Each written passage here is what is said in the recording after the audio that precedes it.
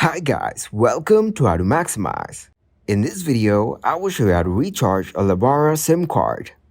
To start, open lebara.com in your web browser. Once you're in, click on Top Up from your top right corner.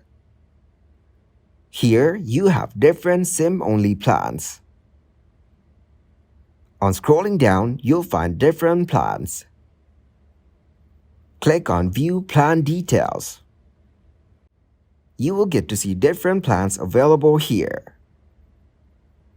Click on View Plan Details right before each plan.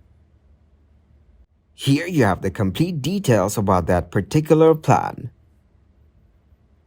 Once you have finished selecting your plan, click on the Buy Now button right next to it.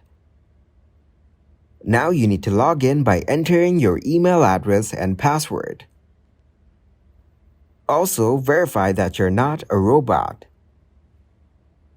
By doing this, you'll be able to activate that particular plan on your SIM. If you have any problem doing so, go to the home page. Now click on Help, then go to Support. Scroll down and click on Contact Us. You can take help from the support team regarding the problem you're facing. Or you can also dial 5588 to have support. Thanks for watching, and please leave a like, subscribe, and share.